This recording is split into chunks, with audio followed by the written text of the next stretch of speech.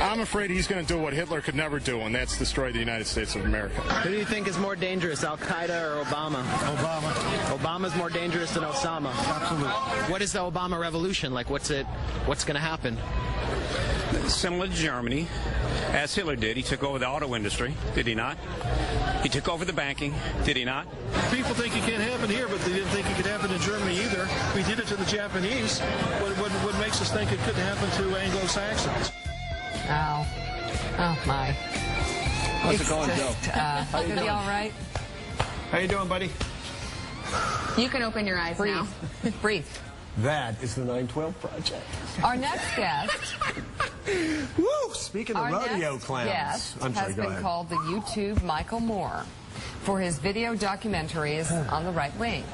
Here now, senior writer for the Daily Beast and writing fellow for the Nation Institute, Max Blumenthal.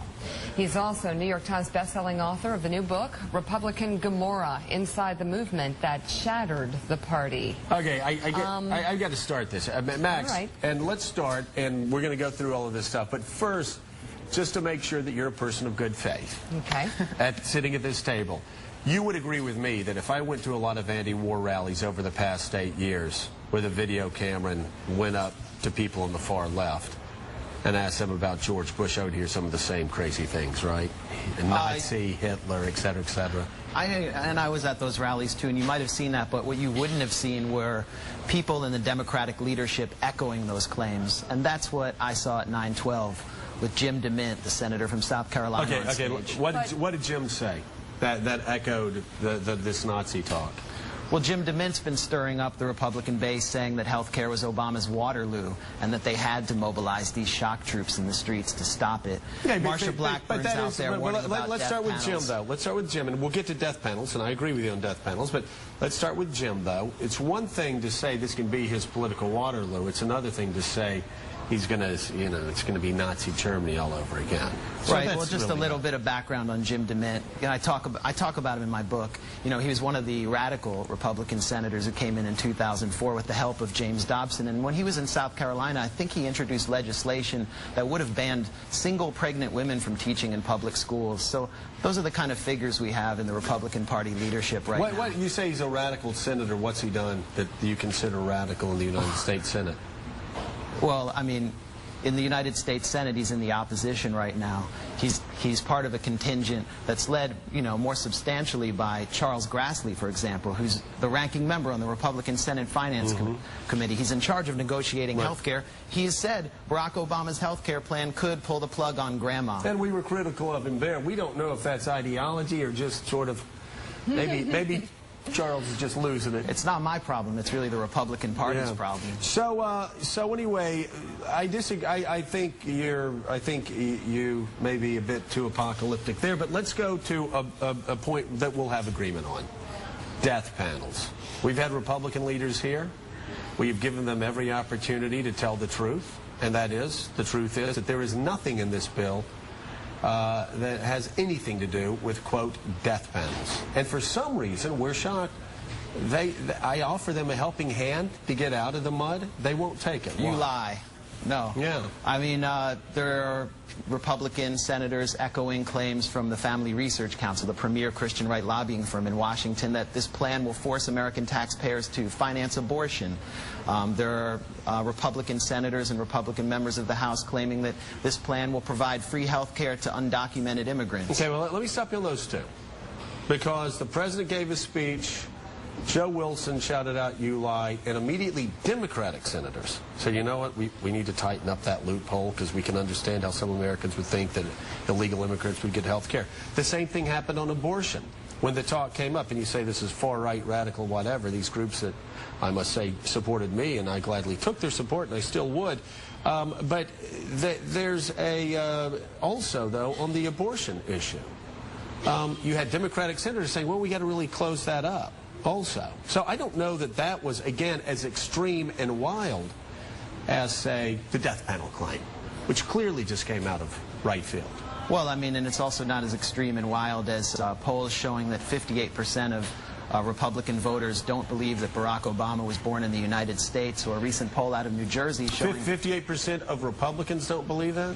58% of Republicans don't believe that, according to a poll I've seen. I think it was from Rasmussen. A recent public policy poll from New Jersey shows 12% of Republican voters believe Barack Obama could be the Antichrist. I think it was a New Jersey poll. It was one state.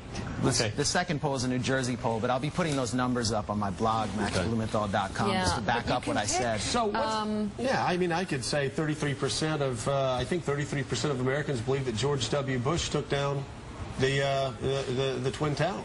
Well, I think, Joe, you and I can agree, you as a Republican, that I think the Republican Party's been captured by elements that are preventing it from really exerting power on a national level.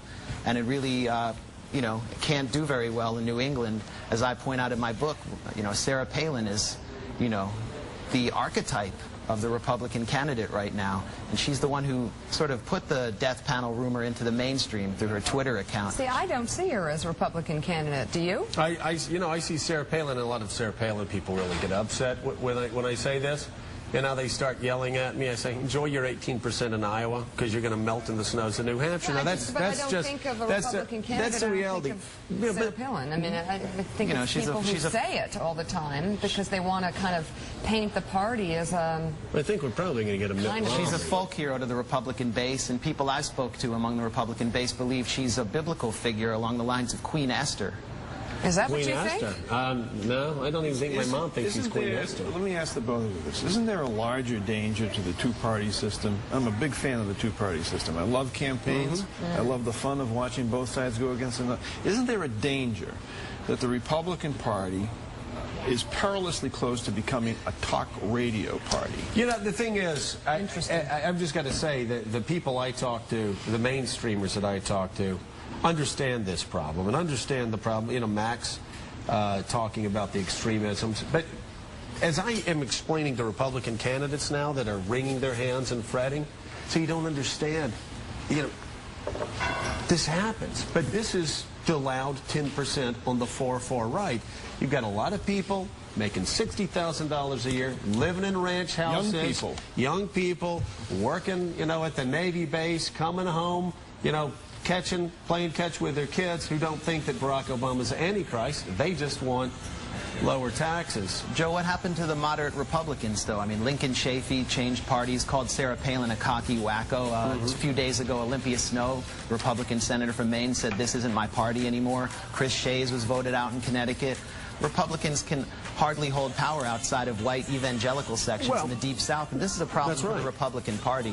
You know, my book isn't a Republican bashing book. I think if Republicans read it, they'd see a recipe for coming back by getting these radical elements out. You know, and Max, in my book that I wrote this summer, and we went around New England, there are a lot of people up there who are very conservative,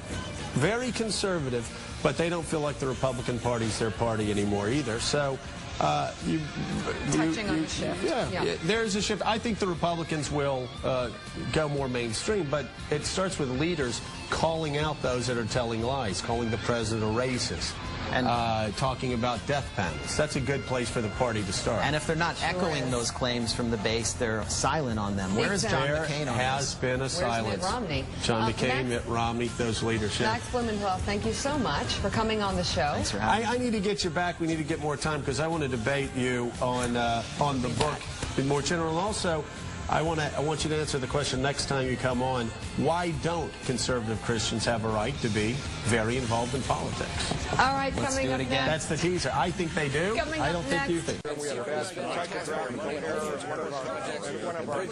I'm not a crook.